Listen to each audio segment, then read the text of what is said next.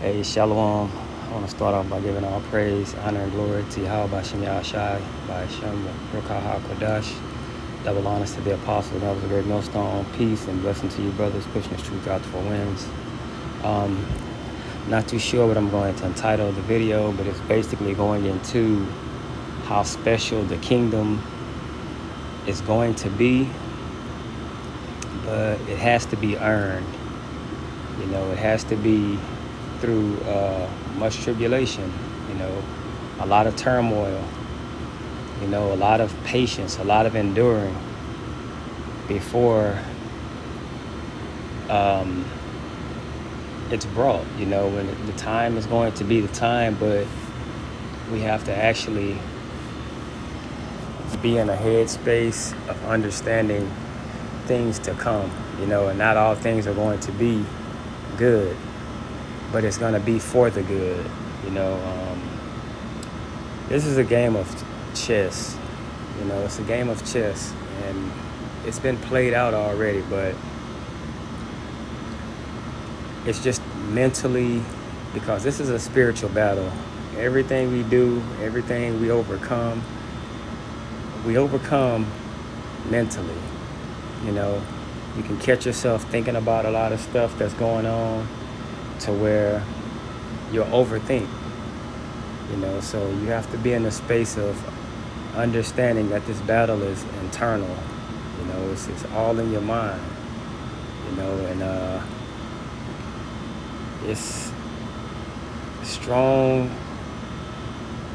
and hard as it may seem at times, we just have to hold on. This is Matthew 5:12. It says, "Rejoice and be exceeding glad, for great is your reward in heaven. For so persecuted they the prophets which were before you." So through each regeneration, reincarnation, as far as we can read back, this has always been happening to the prophets, to the chosen men. Persecution, just imagine the mental, you go through, you read some of the stories of the men of the Bible and how they run and hide and just fleeing for their lives or whatever. But it was a mental thing, So we go to the Strong's, this word exceeding glad. It says to exult, rejoice exceedingly, be exceeding glad. So basically, knowing what we're going through and what we will be going through, always look at the end, the results of going through captivity. It's like you're working for a big payout, and living this life is the occupation of being a man of Yahweh Bashem Yahushai, and that comes with a price. For some it's going to be your life. So let's go through a few men who were persecuted. So 1 Kings 19:10, it says, "And he said, I have been very jealous for the Lord power of hosts, for the children of Israel have forsaken thy covenant, thrown down thine altars, and slain thy prophets with the sword. And I, even I only, am left, and they seek my life to take it away." So you can just imagine being in a situation like this, because if you know someone's out to persecute and take your life away, your mind is going to play games with you. You know, you're gonna be. It's a the flesh doesn't want to die. You know, when your mind goes into that phobia or that fear. So just imagine knowing someone's after you, knowing a lot of people are after you, and you may have seen them slay other men, other prophets. And now you know you're on the run and they're chasing you. And you know that if they catch you, the outcome of that is. So imagine being in that headspace, you know, not fearing death or anything like that, because to some it's inevitable. But the thing is, just knowing, like you just knowing that it's something that's possibly going to happen, you know, and then it's going to be at their hands, okay? Persecution, you know. 2 Chronicles 36:16, it says, but they mocked the messengers of the Most High and despised his words and misused his prophets until the wrath of the Lord arose against his people till there was no remedy. So a lot of the persecution comes from the hands of Israel itself. They turned over Yahweh Shai, you know.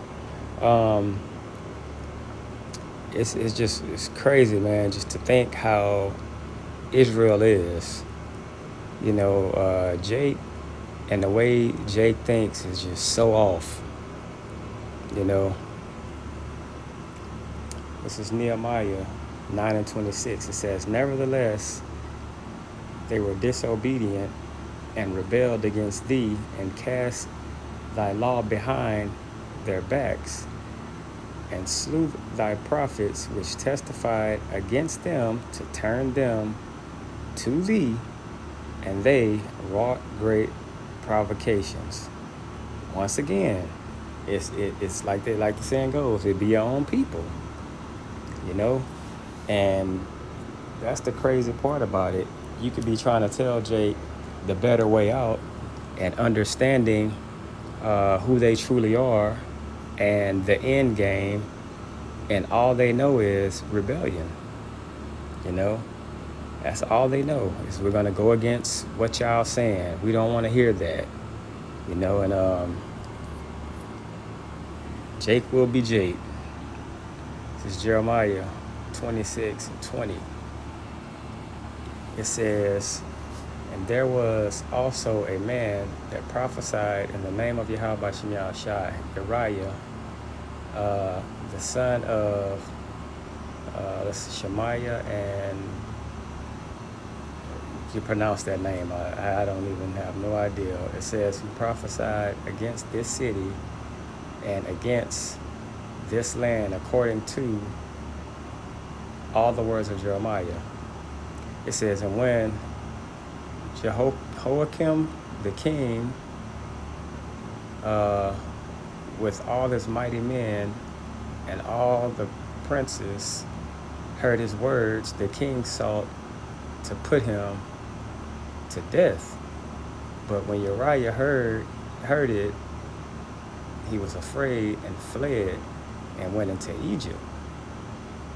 And Jehoiakim the king sent men into Egypt, namely Elathan, the son of Akbor, and certain men with him into Egypt. And they fetched forth Uriah out of Egypt and brought him unto Jehoiakim the king, who slew him with the sword and cast his body into the graves of the common people. Ain't that something? So they basically was kind of making a mockery of him, like it's nothing special about you, even though he was a prophet, you know. But everything, like I'm picking up on this stuff, it was the fear of everything. These men were running for their lives.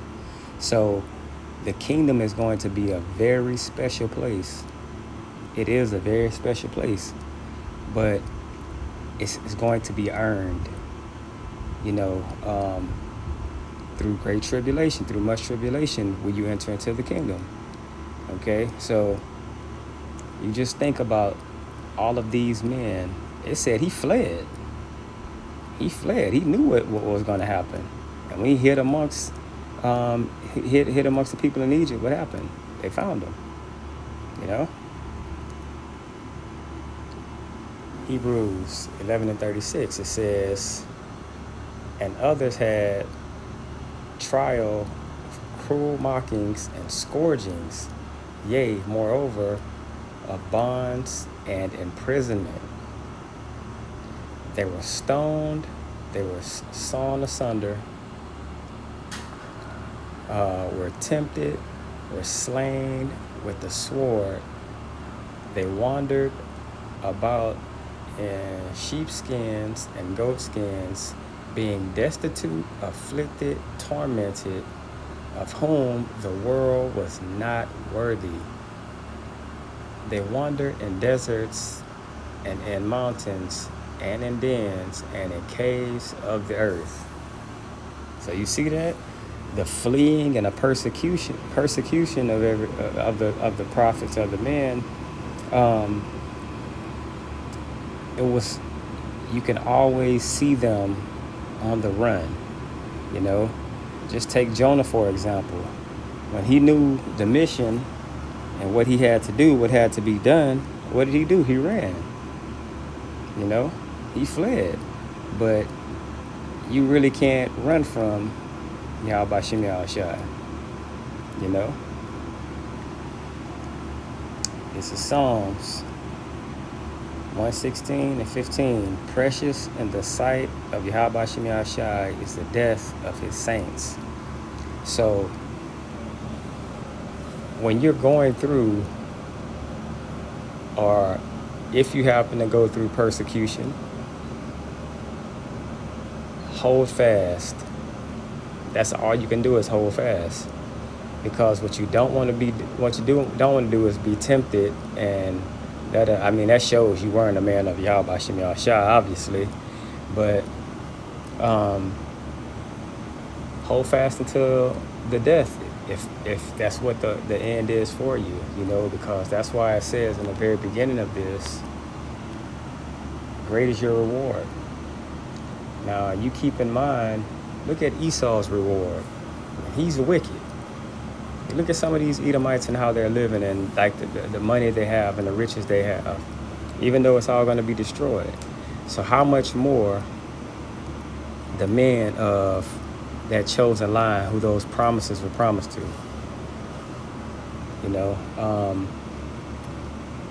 Everything is going to play out the way it has to play out, and it was ordained to play out. Everything is inevitable. Whatever happens was set up to happen. It's no way around it. But that's why we need to sharpen our minds and understand that it's no running. It's no running. It's no getting out of this, because everyone who's in this truth is marked. Think Esau don't know who we are? Think they don't go through the records of what you're pulling up when you're watching videos and writing notes and all that? They know. So however the story plays out is how it's going to play out. But you got to always stay strong and stay sharp. God, I want to say shalom.